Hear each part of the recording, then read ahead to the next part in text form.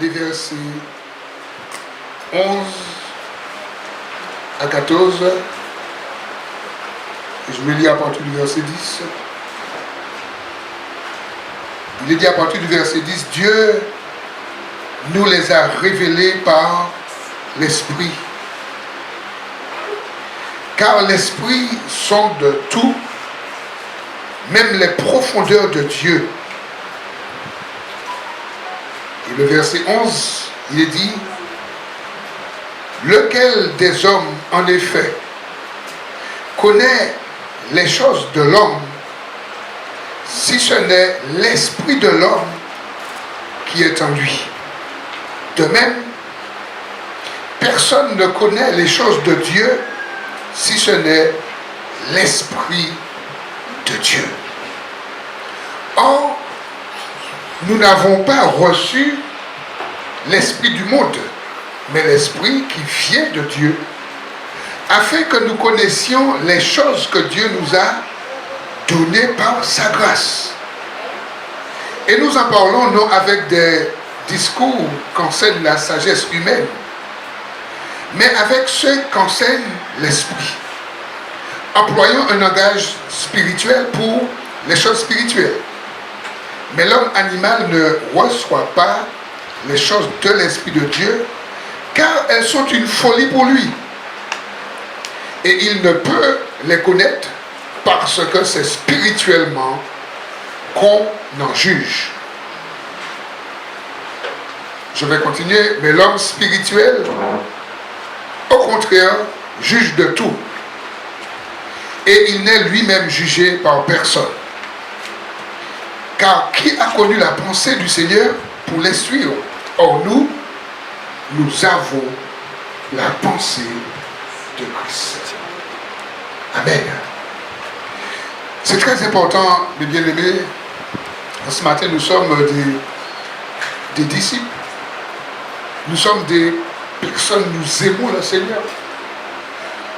Mais nous sommes très souvent dans la chair. Parce que la chair est attachée à nous. Mais par la croix au mont Golgotha, Dieu a mis en place, à travers Jésus-Christ, un processus pour que nous puissions nous détacher de la chair. Et pour que par l'Esprit de Dieu, que nous soyons victorieux et que nous ayons une vie victorieuse. Et ça, c'est très important. Et chaque chrétien, chaque disciple doit comprendre, doit se dire que j'ai en moi cette graine de victoire. J'ai en moi cette semence de victoire. Dieu a semé en moi cette graine. De la même manière que celui qui plante, celui qui est agriculteur, celui qui a son champ, celui qui a gagné, qui a acheté un terrain pour planter, eh bien, il va acheter une semence, mais de bonnes graines. Il ne va pas acheter une vieille semence. C'est très important. Et il va semer. Ça veut dire que toute personne qui est en Christ a reçu la semence du ciel. Amen. A reçu cette graine, a reçu le Saint-Esprit, a reçu l'Esprit de Dieu.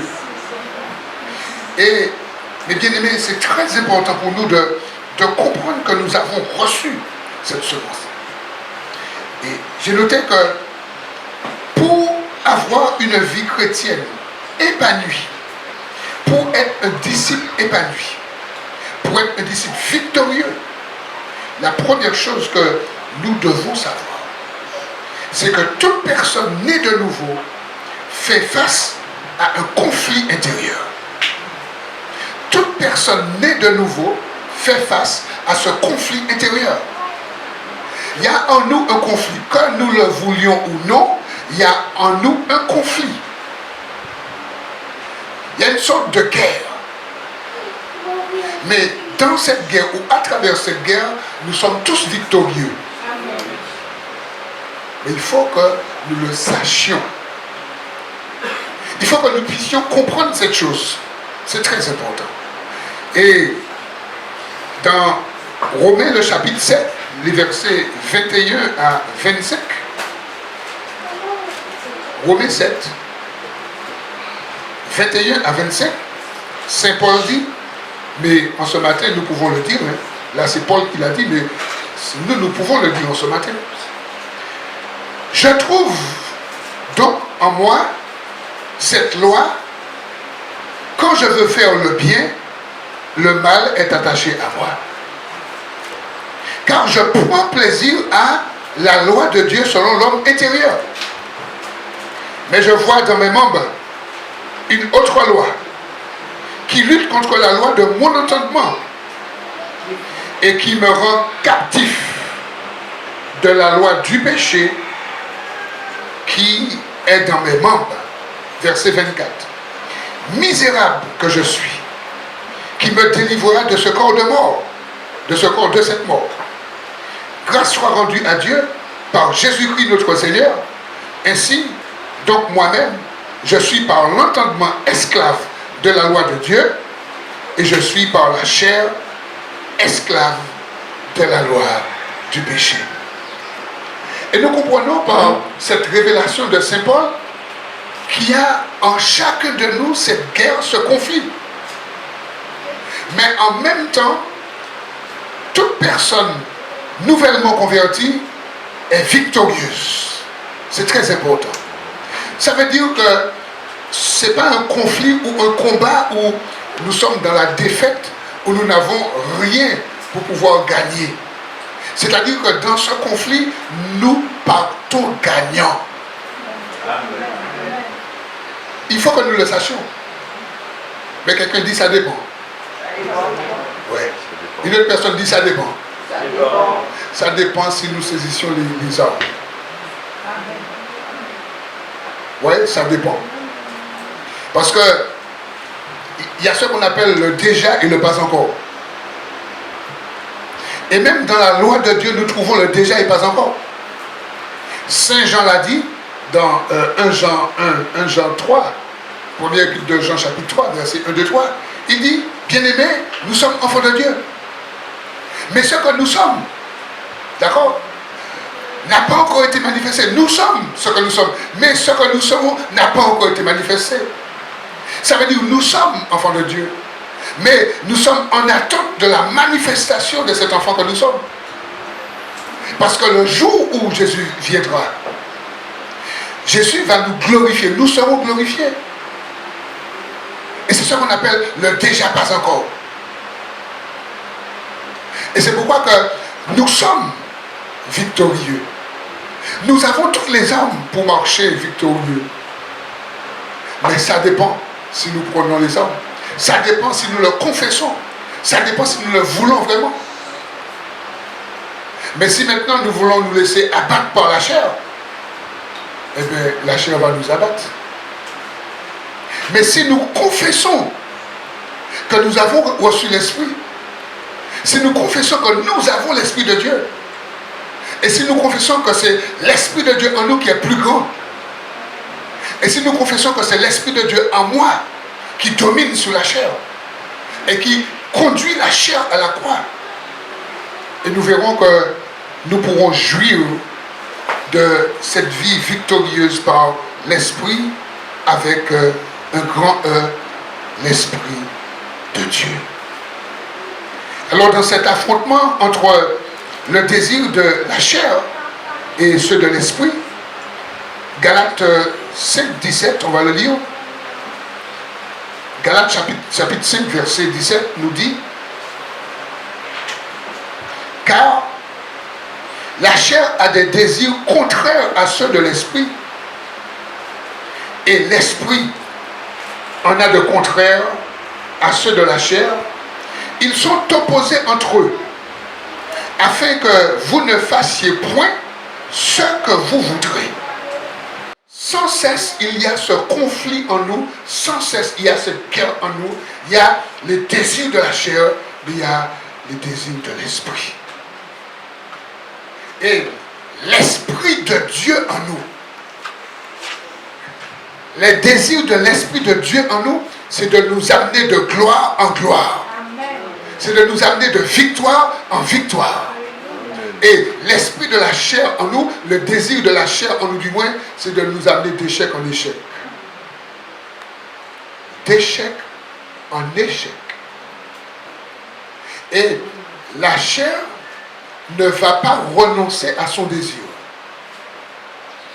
C'est pourquoi il est très important pour chacun de nous, d'accord, de marcher par l'esprit. Et si nous sommes d'accord pour marcher par l'esprit, nous pourrons voir les merveilles de Dieu. Nous pourrons nous réjouir des victoires que Dieu nous a déjà préparées par l'esprit, par son Saint-Esprit et à travers son Saint-Esprit qui est en nous. Parce que n'oublions pas que l'esprit de Dieu n'est pas à part en quelque part. Non, si nous sommes disciples, nous avons l'esprit de Dieu en nous. C'est très important de se le dire et de bien comprendre ce que nous disons en ce matin. Parce que la chair nous fait défaut. La chair nous traîne dans toutes sortes de choses. J'ai noté que nous ne devons plus marcher sur nos anciennes traces. Mais nous devons marcher selon l'appel ou la vocation que nous avons reçue. Et dans Éphésiens chapitre 4, verset 1er, Saint Paul dit, je dis donc, je vous exhorte donc, moi le prisonnier dans le Seigneur, Éphésiens 4, 1er, à marcher d'une manière digne de la vocation ou de l'appel que je vous ai adressé ou qui vous a été adressé. Ça veut dire, mes bien-aimés, lorsque nous sommes venus au Seigneur, il y a eu un appel qui a été lancé. Nous avons accepté cet appel. Nous avons répondu à cet appel. Et avec cet appel que nous avons répondu, il y a une vocation. Nous avons le Saint-Esprit. Et Paul dit, l'exhortation que je vous fais, d'accord, c'est de marcher d'une manière digne de cet appel, digne de cette vocation. Ça veut dire que moi qui vous parle et chacun de nous, nous devons être conscients que nous avons reçu un appel. Et cet appel, c'est de marcher dignement d'après l'Esprit de Dieu, d'après le Saint-Esprit et non d'après notre chair qui faisait ce qu'il voulait avec nous auparavant. Mais comme aujourd'hui nous sommes de nouvelles créatures, et comme la Bible nous dit que si ceux qui sont en Christ sont de nouvelles créatures, et Paul nous rappelle, et Dieu nous rappelle que les choses anciennes sont passées, et les choses sont devenues nouvelles. Ça veut dire, mes amis, mes bien-aimés, la manière dont nous marchions, le comportement que nous avions, la mentalité que nous avions, la manière que nous fonctionnions, le jour où nous sommes venus en Christ, le Seigneur nous a marqué d'une autre mentalité. Mais ce qui nous arrive, très souvent, nous préférons marcher dans l'ancienne mentalité. La mentalité de la chair.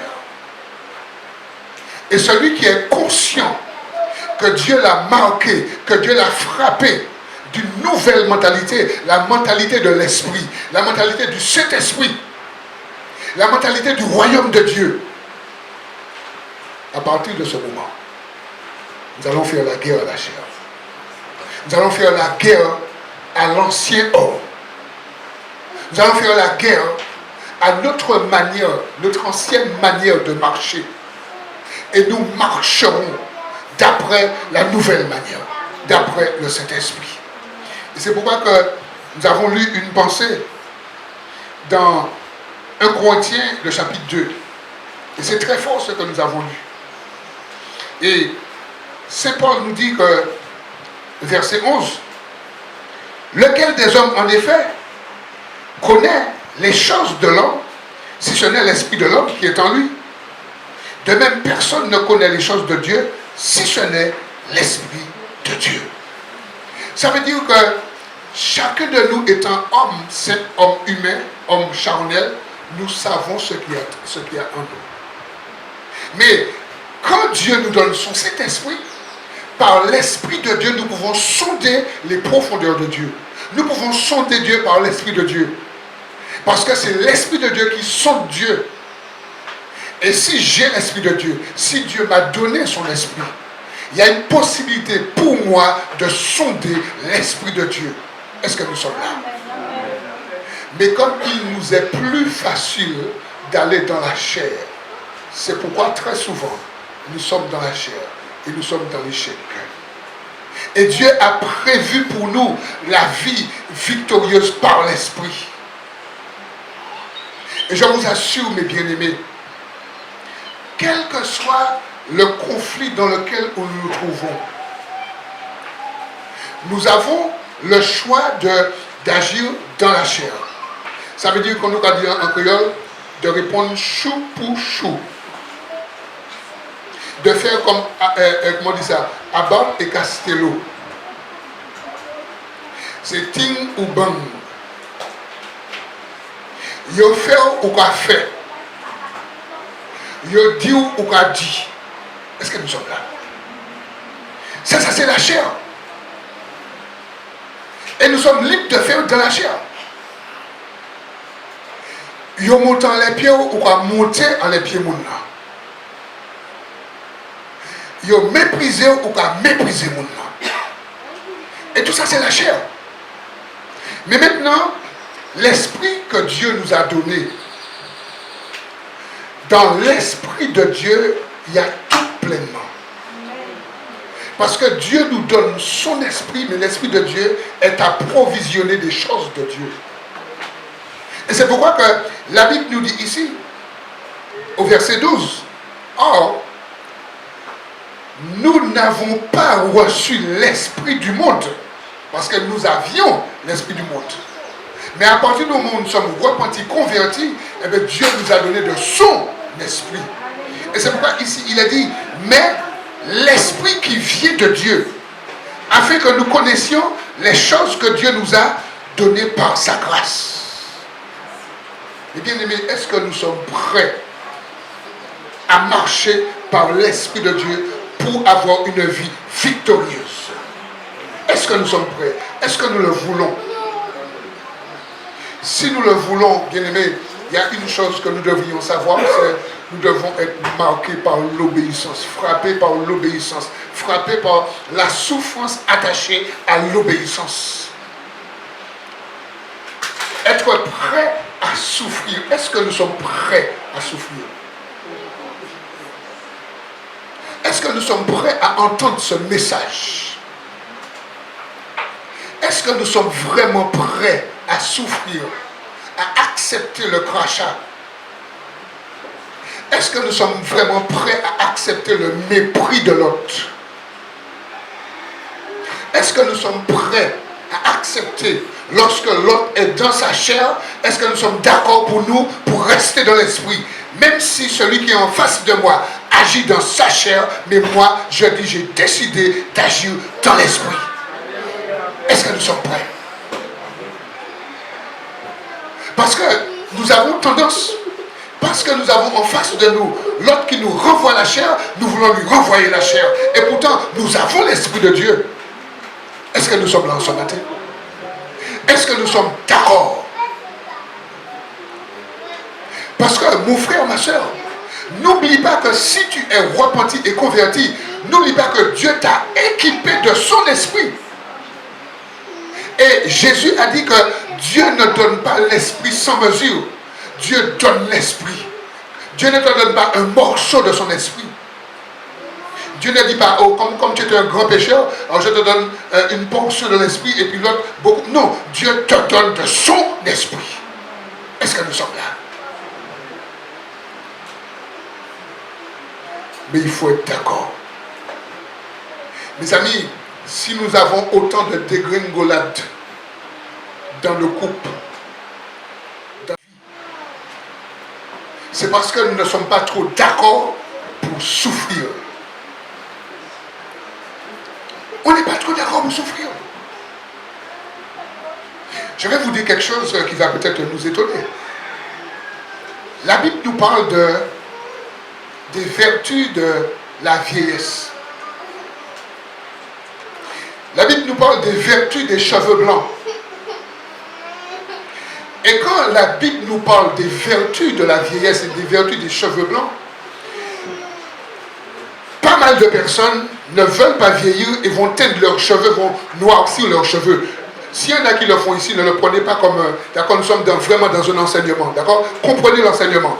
Si la Bible parle d'une vertu de la vieillesse, des cheveux blancs, mais nous, lorsque nous voyons nos cheveux se blanchir, nous les noircissons.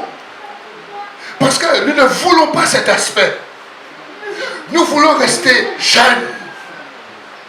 Alors que la Bible parle d'une jeunesse, mais c'est de la jeunesse spirituelle. Amen. Amen. Bien-aimés, c'est une souffrance dont nous ne voulons pas.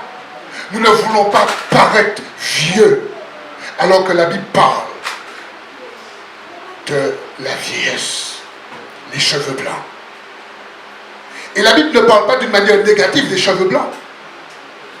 C'est très important. Ça veut dire que des fois, nous avons en nous-mêmes cette graine où nous ne voulons pas souffrir, ne voulons pas vieillir, ne voulons pas toutes ces choses. Nous voulons toujours faire la face. Est-ce que nous sommes là?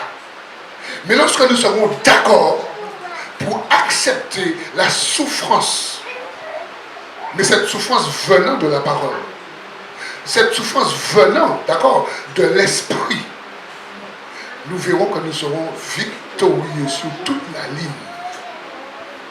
C'est parce qu'on ne veut pas souffrir. C'est parce qu'on a encore l'esprit du monde. Nous sommes chrétiens. Nous sommes repentis. Nous sommes convertis. Mais nous laissons l'esprit de la chair nous remplir, nous mener, nous conduire. Et c'est pourquoi que nous avons autant de dégringolades. C'est pourquoi nous avons autant de désordre. C'est pourquoi nous avons autant de problèmes. Est-ce que nous sommes là? Ah, j'ai oublié de vous dire que le message en ce matin, c'est pour les murs. C'est pour les hommes faits. Ce n'est pas un message pour les enfants. Ce n'est pas un message pour les enfants. Saint Paul dit dans 1 Corinthiens 3, je vous ai parlé parce que vous êtes des enfants en Christ. Je vous ai parlé comme des enfants charnels parce que de toute manière, vous ne pouvez pas supporter la nourriture solide parce que vous êtes encore des enfants dans la foi. Et c'est pourquoi avec les Corinthiens, Paul n'a pas parlé de grandes choses parce que Paul avait en face de lui une population qui était des enfants en Christ, des enfants charnels. Et lorsque nous commençons à mûrir, à grandir, à prendre du poids, à avoir de l'appétit, nous sommes prêts pour recevoir un message solide. Amen. Nous sommes prêts pour recevoir un message qui fait mal, Amen. mais qui fait du bien. Alléluia. Regarde ton frère, dis-le lui, dis à ton frère, si tu as un cancer, le médecin ne va pas te prescrire une probate. Regarde ton frère, dis-le avec moi s'il te plaît. Si tu as un cancer, le médecin ne va pas te prescrire une probate. Si tu as un cancer, le médecin va te prescrire une opération, une intervention chirurgicale. Et le médecin va prendre le bistouri. Il ne va pas t'envoyer chez le kiné. Le kiné, c'est pour après. Mais c'est d'abord l'intervention chirurgicale. Sommes-nous prêts pour cette intervention? Et si nous préférons les petites pommades, eh bien, mon frère, ma soeur, continue à te pommader. Continue à te pommader. Mais nous avons besoin de cette nourriture. Amen. Nous avons besoin de passer à l'étage supérieur. Alléluia. Regarde quelqu'un et dis-lui, ça ne se fait pas sans souffrance. Ça ne se fait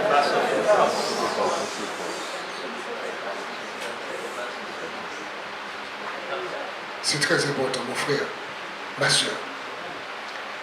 Lorsque nous parlons de cette vie victorieuse par l'Esprit, la Bible nous dit, oh non, nous n'avons pas reçu l'esprit du monde. Mes amis, c'est pourquoi que Saint Jean va dire dans 1 Jean chapitre 2, le verset 15, on va le lire parce que c'est très important. Saint Jean va dire quelque chose. Il dit dans 1 Jean 2, 15, n'aimez point le monde, ni les choses qui sont dans le monde. Si quelqu'un aime le monde, l'amour du Père n'est point en lui. Mes amis, vous avez pas mal de chrétiens repentis, convertis, suivez-moi, je dis bien repentis, convertis, mais qui par leur chair aiment encore les choses du monde. La Bible dit que l'amour du Père n'est point en nous. Et c'est pourquoi que nous voyons que des chrétiens qui sont repentis et certainement convertis, je n'en doute pas, mais qui sont encore attachés aux choses du monde. L'amour de papa ne peut pas prendre place en eux, évoluer en eux. Pourquoi? Parce qu'ils sont encore attachés aux choses du monde, par la chair, par le vieil homme. Parce que Saint Paul nous a fait comprendre qu'il y a ce combat, il y a ce conflit entre l'homme ancien et l'homme nouveau. Et il y a ce conflit pour le chrétien, il y a ce conflit pour le disciple, il y a ce conflit même pour celui qui est converti. C'est pourquoi que c'est à toi, mon frère, c'est à toi, ma soeur, et c'est à moi de choisir de marcher par la chair ou par l'esprit. Parce que j'ai en moi l'esprit de Dieu. J'ai en moi l'esprit de Dieu. Ce n'est pas de la prétention, c'est écrit. Dieu nous donne de son esprit. Nous avons en nous l'esprit de Dieu. Mais nous pouvons faire le choix de marcher par la chair, de marcher par l'homme ancien. Mais la Bible nous dit que si nous marchons par la chair, nous allons mourir. Et c'est pourquoi aujourd'hui, mes amis, tant de couples meurent, tant de couples divorcent, tant de personnes sont dans toutes sortes d'hécatombes, parce qu'on a choisi de marcher par la chair. Et celui qui choisit de marcher par la chair, des fois, il entraîne avec lui toute une famille. Il entraîne avec lui. C'est pourquoi que ceux et celles qui ont l'Esprit de Dieu doivent rester dans ce combat. Doivent rester dans le jeûne et la prière. Doivent choisir de combattre le bon combat de la foi. Paul avait dit à Timothée, toi, combat le bon combat de la foi et garde la vie éternelle. Est-ce que nous sommes prêts? Est-ce que nous sommes prêts? Est-ce que nous voulons rester dans ce combat? Est-ce que nous voulons livrer ce combat? Est-ce que nous sommes d'accord? Lorsque l'autre monte sur notre pied, est-ce que nous sommes d'accord pour souffrir? Lorsque l'autre nous méprise, est-ce que nous sommes d'accord? Est-ce que par l'Esprit, nous rentrons dans ce que Jésus a dit? Enfin, c'est Ésaïe qui l'a dit de la part de Jésus, qui a eu cette prophétie dans Ésaïe. Il est dit que par ces meurtrissures, nous avons été guéris. Mais les meurtrissures, c'est quoi? D'où Jésus a pris les meurtrissures? C'est les coups qu'on lui a donnés, les coups de fouet, les crachats, les calottes, les gifles, les mépris, les insultes. Et toutes ces choses, c'était pour nous. C'est pourquoi qu'aujourd'hui, tous les mépris que nous pouvons recevoir, Jésus les a déjà reçus. Ça veut dire que si nous marchons par l'Esprit, nous sommes victorieux sur tout ce qu'on nous dira, parce que nous avons compris que Jésus, et avant de fermer les yeux, il a dit que tout est accompli. C'est pourquoi ce message, ce n'est pas pour les enfants. C'est pour ceux et celles qui sont d'accord de souffrir pour la bonne cause. Mon frère, ma soeur, C'est très important ce message. Marchez par l'esprit. Marchez par l'esprit. Jésus nous a donné le pouvoir de marcher sur toute la puissance de l'ennemi. Luc 10, verset 19. Mais si nous ne marchons pas par l'esprit, nous n'aurons jamais le dessus. Est-ce que quelqu'un entend? Parce que des fois, nous pouvons lancer des paroles, des versets. Oui, c'est vrai, Jésus nous a donné le pouvoir de marcher sur toute la puissance de l'ennemi. Mais mon frère, ma soeur, si tu ne marches pas par l'esprit, tu n'auras jamais le dessus sur l'ennemi. Il faut marcher par l'esprit de Dieu. C'est très important. Pour avoir le dessus sur l'ennemi. Et l'ennemi, ce n'est pas ton épouse ni ton époux. L'ennemi, c'est le diable. Amen. Et toute sa cohorte. Oh, Jésus. Galates 5, 16. Je dis donc, marchez selon l'esprit et vous n'accomplirez pas les désirs de la chair. Mes amis, marcher par l'esprit, c'est marcher en fixant nos regards sur Jésus pour produire la vie de Jésus. Marcher par l'esprit, c'est Hébreux 12, 1 et 2 qui nous dit que la foi, et fixons nos regards sur Jésus. Jésus qui est le fabricateur de la foi, le consommateur de la foi, celui qui fixe notre foi, celui qui nous connecte à la foi de Jésus. Alléluia. Marcher par l'esprit, c'est fixer son regard sur Jésus. 1 Pierre chapitre 4, verset 1er. Avoir le mental et la pensée de Jésus. Le mental et la pensée de Jésus. 1 Pierre 4, verset 1er. C'est très important. Marcher par l'esprit, c'est aussi marcher dans la lumière. 1 Jean chapitre 1, verset 7. Marcher dans la lumière. Jésus est lumière. Et si nous disons que nous avons Jésus, nous marchons avec Jésus, nous devons marcher dans la lumière parce que Jésus est lumière. Est-ce que nous sommes là? Amen. Est-ce que nous sommes là? Alléluia. Marcher par l'esprit, c'est marcher honnêtement. Romains 13, 13. Marchons honnêtement comme en plein jour, loin des excès, loin de l'ivrognerie, loin de la luxure, loin de l'impudicité, loin des querelles et loin des jalousies. Marcher dans l'honnêteté. C'est ça, marcher dans l'esprit. Marcher dans l'honnêteté, c'est amener à la lumière tous nos penchants, tous nos vices cachés, en les confessant à Dieu. Toutes nos incontinences, nos manques de contrôle, etc., etc. Toutes nos envies, tous nos excès de boire et de manger, tous nos divertissements, nos loisirs mondains, nos habitudes anciennes, toute notre convoitise, toutes nos fréquentations. La Bible dit dans 1 Corinthiens 15, 33, les bonnes compagnies corrompent les bonnes mœurs. Toutes nos pulsions, nos irritations, nos lunatismes. Parce que des fois nous sommes tantôt dans l'eau, tantôt dans le feu, tantôt contents, tantôt fâchés, tantôt sur telle lune, tantôt sur une autre lune. Apporter toutes ces choses au Seigneur. Et le plus dire, c'est comme ça que je suis.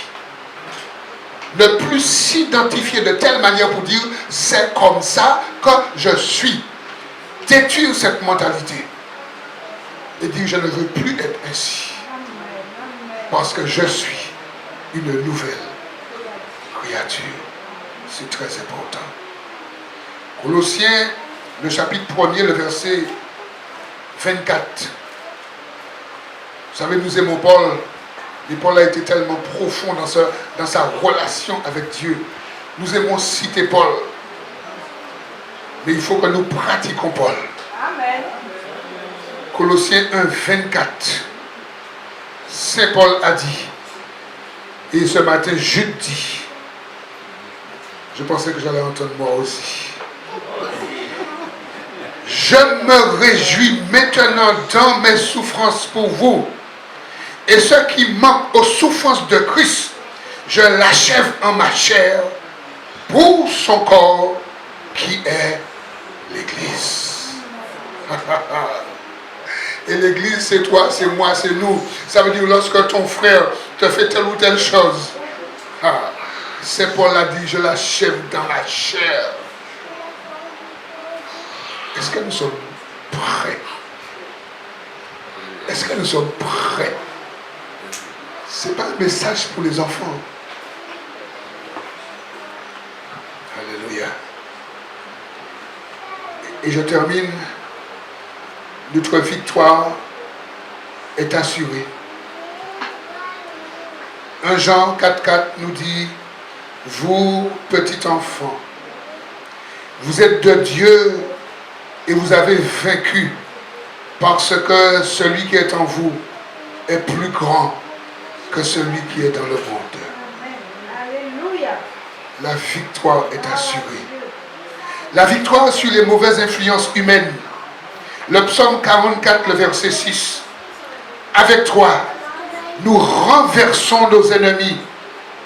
Avec ton nom, nous écrasons nos adversaires.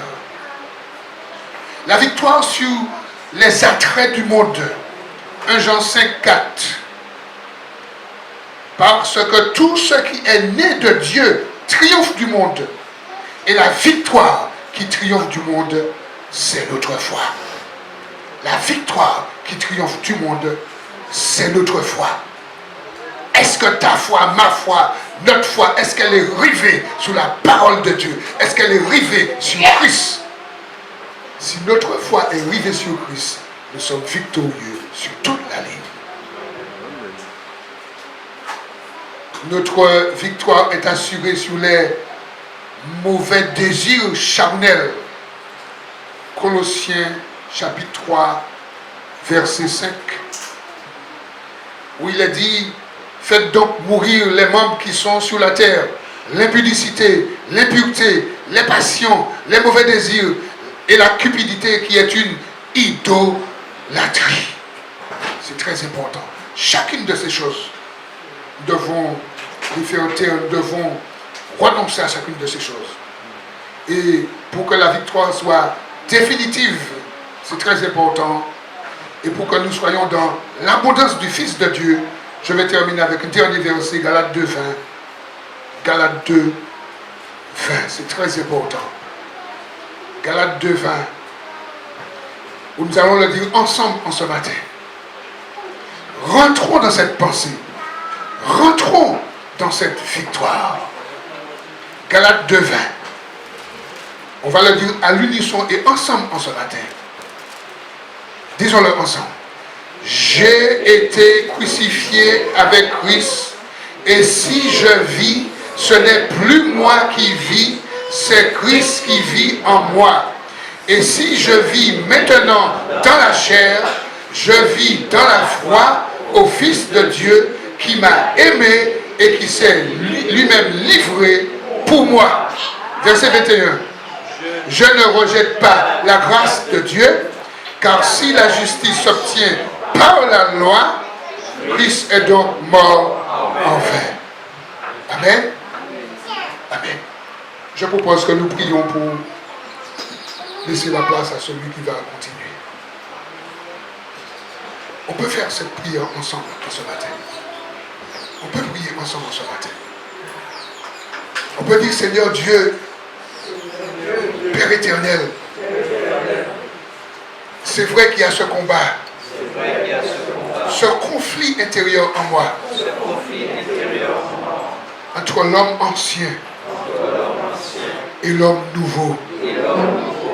Mais moi, je suis dans l'homme nouveau. Je veux marcher dans l'homme nouveau, le Saint-Esprit. C'est pourquoi le combat que je vois dans mes membres, le combat que je vois dans ma chair, au nom de Jésus-Christ de Nazareth, je conduis ce combat À la croix, je conduis la chair. À la croix, je conduis le vieil homme. À la croix, et il y reste. Au nom de Jésus. Et je m'engage. Je décide de marcher par l'esprit. Car je suis conscient que j'ai en moi, j'ai en mon esprit l'esprit de Dieu. Et l'esprit de Dieu qui est en moi sonde les profondeurs de Dieu. Sonde les Écritures. Car ce sont elles qui me communiquent Dieu et qui me communiquent Jésus et qui me permet de marcher par l'esprit. Merci pour la vie victorieuse. Merci de m'apprendre à souffrir. Et merci. Je veux souffrir pour la bonne cause. Merci Seigneur. Au nom de Jésus. Et pour la gloire de Dieu. Si Amen. mon peuple, ce qui est invoqué, mon nom, s'humilie et prie, recherche ma face et se détourne de ses mauvaises voies, je l'exaucerai des cieux, je pardonnerai ses fautes et guérirai son pays. Guéris ton peuple éternel, nous implorons ton pardon, ta miséricorde, viens restaurer ce pays. Guéris ton peuple éternel, ta grâce seule nous suffit pour changer nos vies, viens rétablir ce